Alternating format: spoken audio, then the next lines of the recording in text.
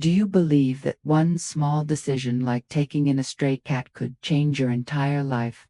And if that moment never happened, would I have missed the one chance to meet the father I never knew?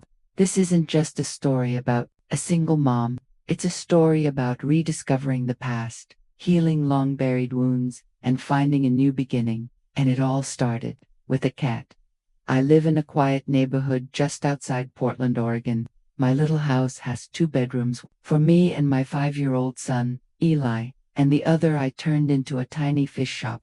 It's not much, but it pays the bills. Inside are rows of tanks filled with colorful fish, gliding gracefully through water that reflects sunlight like broken glass. That little shop is my piece, my own little world. I'm 28, a single mom, and I've been one since the day Eli was born. People often ask me about my parents. I usually just say that my mom passed away when I was a teenager, and I never knew my dad, which is the truth. My mother Lily never talked about him, not once.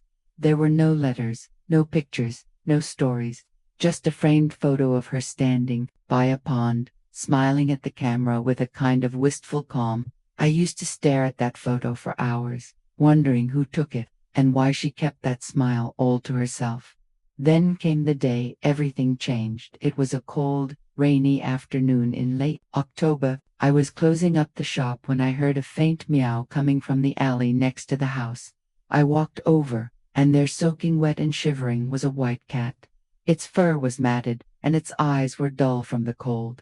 I don't usually take in strays, but something about the way it looked at me like it was waiting for someone made me scoop it up and carry it inside.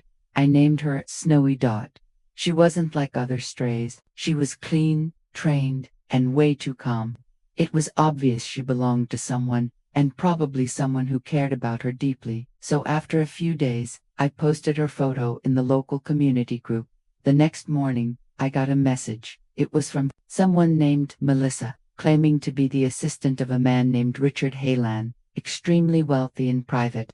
Man who lived in a gated estate deep in the forested hills outside town. That afternoon, a black SUV pulled up in front of my house. A tall man stepped out, dressed in a dark wool coat, shoes polished to a mirror shine. His hair was gray, neatly combed, and his posture straight, but what struck me most was his eyes. Sharp, cold, but somehow, familiar. "Snowy is mine," he said in a low, even voice. The cat immediately walked toward him and curled around his legs, but before he picked her up, his eyes wandered. They landed on the framed photo of my mother on the shelf behind me.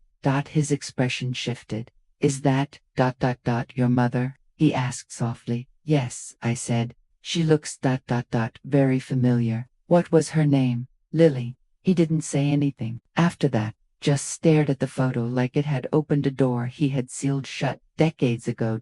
After that, he started showing up at my shop more often. At first, he claimed he just wanted some things for his own fish tanks.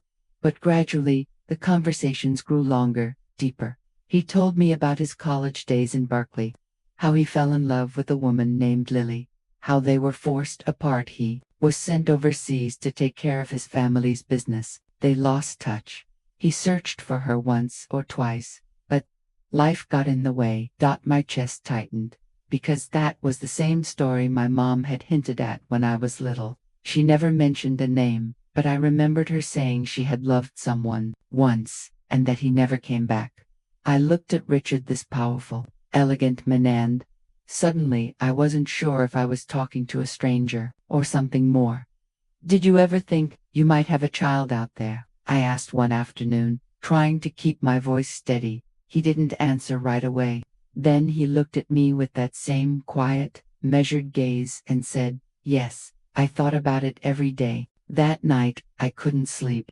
I kept thinking about my mom, about how she raised me all by herself, never once asking for help, never once bitter, and I wondered, had she done it to protect him, or to protect me? A week later, Richard returned, with a sealed envelope. "I had to know," he said. Inside was a DNA test. The results were clear. He was my father. I didn't cry. I didn't scream. I just sat there, frozen. It felt like a dream, or a lie, or maybe both. My heart was torn. Part of me wanted to be angry. Why hadn't he tried harder to find my mom? Why had he waited this long? But another part of me, just felt sad, sad for all the years we lost, sad for the quiet pain my mother must have carried, sad for this man standing before me, who clearly didn't know how to ask for forgiveness. Maybe she didn't tell you, he said, because she didn't want to burden you with my name or my world. He was right. My mother had never chased anyone, not even the man she loved. For days, I couldn't look at him. But I couldn't stop thinking about him either. Then, one evening, I watched Eli sleeping. I thought about what it meant to be a parent, about how love isn't just about being there from the beginning. Sometimes it's about showing up when it matters most. So I called him. "Come over," I said. He did, no questions, no expectations.